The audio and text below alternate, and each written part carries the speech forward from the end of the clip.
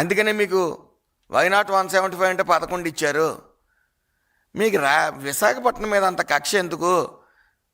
175 వచ్చిన తర్వాత కూడా నా ప్రమాణ స్వీకారం విశాఖపట్నం నుంచి అని ప్రకటించారు. మళ్ళీ ఓడిన వెంటనే మళ్ళీ మైకిల్ మీదకి వచ్చి మేము చేయవలసిందంతా చేసాం, ప్రజలకు ఎంతో చేసేసాను, నన్ను మోసం చేశారని కన్నీరు పెట్టుకోవడం.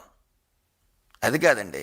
అసలు 11 ఎందుకు వచ్చినాయి అనేది మీరు రివ్యూ చేసుకుని అక్కడ మీ కార్యకర్తలతోని ప్రజల చేత అనిపించుకున్నారు కాబట్టి ఎందుకు అనిపించుకున్నారో తెలుసుకోండి. అసెంబ్లీకి రావటం, ఆడ పేరు నాని ఈ కొడాలి నాని ఇష్టం వచ్చినట్టు వాగటం, మళ్ళీ వాగిన తర్వాత బూతులు తిట్టిన తర్వాత జగన్మోహన్ రెడ్డి గారి వైపు చూడటం, ఆయన మెప్పు పొందడం కోసం ఆయన నవ్వుకుంటున్నారా లేదా, లేదంటే టీడీపీ కార్యాలయం మీద దాడులు చేయటం. మీకు అసలు అవగాహనే లేదు పాలన మీద అని చెప్పి ప్రజల మూలన కూర్చోబెట్టారు. కనీసం మంచి విమర్శలను స్వీకరించండి. ప్రజల వద్దకు వెళ్ళి ఎందుకు 11 సీట్లకి ఇచ్చామో తెలుసుకోండి. మరి విద్యుత్ విషయానికి వస్తే 5 సంవత్సరాల్లో 9 సార్లు విద్యుత్ ఛార్జీలు పెంచారు మీరు. మరి ఎన్డీఏ కూటమి వచ్చిన తర్వాత రాష్ట్ర చరిత్రలో ఎప్పుడూ లేని విధంగా విద్యుత్ ఛార్జీ తగ్గించడం జరిగింది.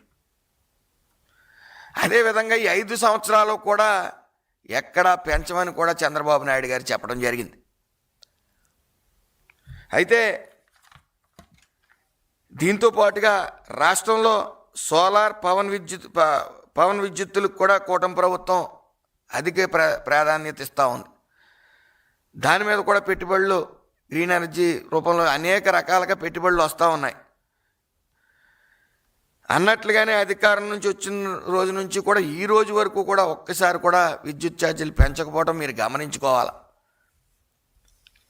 ఒక్కొక్కటిగా అభివృద్ధి చేస్తూ ఉంటే నిన్న కొడాలి నాని బయటకు వచ్చి మేము 6 నెలల్లో బయటకు వస్తున్నాం, మళ్ళీ పుల్లు సింహాలలాగా మళ్ళీ మేము పోరాడేస్తాం, అధికారంలోకి వచ్చేస్తాం. మీరు ఎంతసేపు అధికారంలో రావటం కన్నా మీరు చేసిన తప్పిదాలేంటి, మీరు ఎందుకు 11 సీట్లకు పడిపోయారో తెలుసుకోండి అయ్యా. ఆ రెడ్ బుక్ అనగానే మడిచి ఎక్కడో పెట్టుకోండి అని కామెంట్స్ చేయటం, ఈరోజు రెడ్ బుక్ ఓపెన్ చేసేస్తున్నారో అని డైపర్లు వేసుకుని తిరగటం. సింహాలు అప్పుడే సింహాలు, ఇప్పుడు గ్రామ సింహాలు. డైపర్ రాజ్యాల్లో మాడిపోకండి. ఎందుకు అప్పుడేమో ఆయన మెప్పు కోసం బూతులు తిట్టేయటం, ఈరోజు మమ్మల్ని ఏదో చేస్తారని స్ట్రోకులు వచ్చేయటం, హాస్పిటల్లో జాయిన్ అవటం,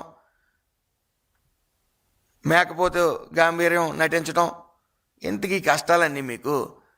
మళ్ళీ యోగా ఘనంగా మన రాష్ట్రంలో నిర్వహిస్తే మీరు ఎగతాళి చేయటమా? అవన్నీ చంద్రబాబు నాయుడు గారు చాలా విజనరీ ఉన్న నాయకుడు. ఆయన మీకోసమే ప్రత్యేకించి వీళ్ళ మానసిక స్థితి బాగలేదు, వీళ్ళు మానసిక స్థితి మెరుగుపరుద్దాం అని ముఖ్య ఉద్దేశంతో యోగా లాంటి ప్రాక్టీస్ చేస్తారు మీరని చెప్పి అవన్నీ ఘనంగా నిర్వహిస్తూ ఉన్నారు. అయితే యోగా వల్ల ఏమవుతుందని చెప్తా ఒకడంటారు. మీకు అది అవసరం, మీరు యోగా ప్రాక్టీస్ చేయండి, మీ మానసిక స్థితిని మెరుగుపరుచుకోండి. ప్రజల్లోకి వెళ్ళి మహా అద్భుతమైన పథకాలను ప్రవేశపెట్టారు మీరు. పథకాలతో పాటు కొన్ని ల్యాండ్ టైటింగ్ యాక్ట్ లాంటివి, చెత్త పన్ను, ఫిష్ ఆంధ్ర, మటన్ ఆంధ్ర, ఆడుకుందాం రా, ఇలాంటి గొప్ప గొప్ప పథకాలన్నీ పెట్టి ప్రజలు మీకు ఎక్కడ కూర్చోబెట్టాలో అక్కడ కూర్చోబెట్టారు. మీట్ నొక్కితే చాలు పడిపోతాయి.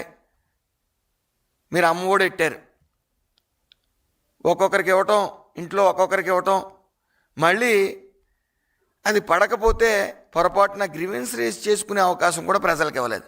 ఏ రోజున రేషన్ కార్డులైనా మీరు కొత్తవి ఇచ్చారా? పెన్షన్లు కొత్తవి ఇచ్చారా? మా ప్రభుత్వం ఇస్తూ ఉంది. మళ్ళీ ఎంతమంది పిల్లలు ఉంటే అంతమంది పిల్లలకి మీరు ఇవ్వలేరని మీరు ఎగతాళి చేశారు. ఈరోజు ఇస్తూ ఉన్నాం, ఇచ్చాం. ఇచ్చిన తర్వాత మళ్ళీ ఆ ఊసలేదు మీకు. మళ్ళీ గ్రీవెన్స్ ఒకసారి కాదు 3 సార్లు రేజ్ చేసుకోమని చెప్పాం. అర్హులు ఎవరన్నా మిస్ అవుతారని చెప్పి విజనరీ ఉన్న నాయకుడు చంద్రబాబు నాయుడు గారు ఎన్డీఏ కూటమి మీద నమ్మకంతో పెట్టుబడులు వెల్లువలా వస్తూ ఉన్నాయి. మీరు విషవృక్షంలో తయారయ్యి ఒక సాఫ్ట్వేర్ ఇంజనీర్ చేత మెయిల్స్ పెట్టించడం వస్తున్న కంపెనీలకి, ఇక్కడికి రాకండి, మేము వస్తే మళ్ళీ ఫ్యాక్షనిజాన్ని పెంచి పోషిస్తాం అని రకరకాల. లోకేష్ గారు ఏం చెప్పారు? మీలాంటి అజ్ఞానులకి పెట్టుబడులు మీరు కూడా మీ దగ్గరికి వస్తే మీరు తీసుకురండి, ఆ క్రెడిట్ మీకే ఇస్తాం, రాష్ట్రం బాగుపడాలి, ఆర్థికంగా బలపడాలని చెప్పారు. అలాంటివి మనకు బుర్రకెక్కవు. ఏదోలా విషయం జమ్మాలి అనే ప్రయత్నం. ఆయన మట్టుగా ఆయన ఊకదంపుడు ఉపన్యాసాలు ఇచ్చేస్తున్నారు చంద్రబాబు నాయుడు గారు అని చెప్తా ఉన్నారు. రైతుల మధ్యకి వెళ్ళలేకపోతున్నారని చెప్తా ఉన్నారు. మొన్న వేల సంఖ్యలో రైతుల మధ్యన సభ పెట్టారు. 2 విడతల్లో అన్నదాత సుఖీబాబు కూడా ఇవ్వడం జరిగింది. ఈ రోజున మీరు మీడియా ముందుకు వచ్చి ఒక 1/2 డజన్ పేపర్లు తెచ్చుకుని 3 గంటల పాటు దూలకొండ ఉపన్యాసాలు ఇస్తూ ఉన్నారు. దూలకొండ ఉపన్యాసాలు అవి దంచి ఒళ్ళంతా రాసుకుని మీరు రకరకాల విన్యాసాలు చేస్తూ ఉన్నారు. అయితే ఆ సర్వేశ్వరుని ఒకటే కోరుతా ఉన్నాను, మీకు మంచి బుద్ధి ప్రసాదించి మీరు అసెంబ్లీకి రారు. మీరు చేసిన తప్పులేంటో చూపిందాం, ఎత్తు చూపించే ప్రయత్నం అందరూ చేస్తూ ఉన్నారు. మారతారని, మీరు మారి ఎక్కడ తప్పు చేసామో తెలుసుకుంటారని, మీరు చేసిన అవినీతులన్నీ బయట పెడతారని మీ భయం. ప్రతిపక్ష హోదా అంటారు. మీరు ఎలా తప్పించుకోగలరు? ప్రజలు మీకు ఓట్లు వేసి 11 సీట్లు ఇచ్చారు. ఆ 11 సీట్లకి న్యాయం చేయండి అయ్యా. కనీసం ఆ 11 సీట్లతో పాటు రాష్ట్ర ప్రజలు మీ మొఖాలని అసెంబ్లీలో చూడాలనుకుంటున్నారు. సిగ్గు లేకుండా మళ్ళీ మధ్యలో సంతకాలు ఎట్టి వెళ్ళిపోవడం. మీరు ఏం చేస్తున్నారో రాష్ట్ర ప్రజలందరూ గమనిస్తూ ఉన్నారు. ఏదేమన్నప్పటికీ భోగాపురం ఎయిర్పోర్ట్ కూడా రానున్న 2 నెలల్లో కూడా అది పూర్తి స్థాయిలో అందుబాటులోకి ఉంటుందని చెప్పడం తెలియజేయడం జరిగింది. ఒక్కొక్కటిగా అభివృద్ధి దిశగా వెళ్తూ ఉన్నాయి. డమ్మీ కంపెనీలకి ఏయో ల్యాండ్లు ఇచ్చేస్తూ ఉన్నారు. ఈ పెట్టుబడులన్నీ ఫ్రాడ్ అని చెప్తూ ఉన్నారు కోడిగుడ్డు మంత్రి గారు, మాజీ మంత్రి గారు. మీకు సిగ్గు లేదా?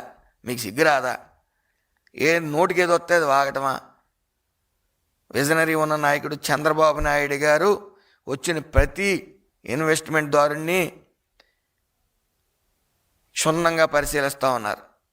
వాళ్ళకి ఇన్సెంటివ్లు ఇవ్వడంతో పాటు వాళ్ళు ఏ స్టేజ్లో ఉన్నారు, డెవలప్మెంట్ ఎక్కడి వరకు వచ్చింది అని ప్రతిదీ క్షుణ్ణంగా పరిశీలిస్తూ ఉన్నారు. అది మీరు గమనించాలి. దయచేసి మీరు పులులు సింహాలని చెప్పి తొళ్ళగొట్టారు, రకరకాల విన్యాసాలు చేశారు. రాష్ట్ర ప్రజలు అలాగే కార్యకర్తలు ఎవరన్నా వచ్చి రోడ్ల మీద తిరుగుతుంటే వాళ్ళని లోపడేస్తే ఇంక మళ్ళీ బయటికి రారు, ఇంకా జెండా మోసి వాళ్ళు ఉండరని మీరు పిచ్చి భ్రమతో రకరకాల విన్యాసాలు వేశారు. ఈరోజు మళ్ళీ బట్టలు ఉడదోసి చూస్తాం పోలీసు వాళ్ళని చూస్తాం. మీ మేకపోతు గంభీరాన్ని ఎవరు పట్టించుకోరు. మీరు ఈ రోజున మీ ఏదైతే కొడాల నాని, పేరు నాని వీళ్ళందరూ కూడా అరెస్ట్ చేయండి అంటున్నారు. పేరు నాని అతను కేవలం అరెస్ట్ చేస్తే పార్టీ కోసం నేను లోపలికి వెళ్ళాను, జైలుకి వెళ్ళానని జగన్మోహన్ రెడ్డి గారి దగ్గర మార్కుల కోసం ప్రయత్నిస్తూ ఉన్నారు. మరి గతంలో చంద్రబాబు నాయుడు గారు చాలా వ్యక్తిత్వం ఉన్న మనిషి, గొప్ప మనిషి. మా భార్య అవినీతి చేసినా ఆ కేసుల్లో మరి నాకు కొద్ది వెసులుబాటు ఇచ్చారు అని చెప్పి మీరే చెప్పారు. అది జగన్మోహన్ రెడ్డి గారికి మీరు ప్రెస్ మీట్ పెట్టినట్టు తెలీదు. ఆయన రకరకాల విన్యాసాలు. రైతులకి తుఫాన్ వచ్చినప్పుడు కానీ, విపత్తులు వచ్చినప్పుడు కానీ ఏ రోజైనా మట్టిలో కాలెట్టిన వైన ఉందా జగన్మోహన్ రెడ్డి గారు? రెడ్ కార్పెట్ వేసుకోవటం, స్టేజ్ పెట్టడం, అక్కడ దాని మీద మూకీ డ్రామా, మళ్ళీ వెళ్ళిపోవటం. ఏ రోజైనా మట్టిలో కాలు పెట్టారా? ప్రజల కష్టాలు తెలుసుకోవాలనుకున్నారా? రైతుల కష్టాలు తెలుసుకోవాలనుకున్నారా మీరు? ఏ రోజు లేదు. ఏదో విష ప్రచారం చేసేస్తే ప్రజల్లోకి వెళ్ళిపోతుందని అనుకుంటా ఉన్నారు. మీరు నూతిలో కప్పల టైపు, ఆ నూతిలో బ్యాక్ అంటున్నారు. అదే ప్రపంచం అనుకుంటున్నారు మీరు. మీకు ఏమీ తెలియట్లా. కాబట్టి మీరు యోగా ప్రాక్టీస్ చేయండి, మీ మానసిక ఉల్లాసాన్ని కొద్ది పొందండి. రానున్న 30 ఏళ్ళ తర్వాత మీరు అధికారంలో వచ్చే ప్రయత్నం చేయండి. మీ మేకపోతు గంభీరాన్ని ప్రజలు చూస్తూ ఉన్నారు. మిమ్మల్ని ఒక బఫూన్స్లాగా భావించారు కాబట్టి మీకు 11 సీట్లు ఇచ్చారు. కాబట్టి అందులో భాగంగా మీరు కొద్ది పెట్టుబడులు వచ్చే విషయాన్ని ఆస్వాదించండి. మంచి విమర్శలు చేయండి, స్వీకరించడానికి మేము సిద్ధంగా ఉన్నాం. లేనిపోని విష ప్రచారం చేసి ఈ మెడికల్ కాలేజీల మీద కోటి సంతకాలని మీకు మీరు అపహాస్యం పాలవుతున్నారని మీకు తెలియజేసుకుంటూ అందరికీ నమస్కారం.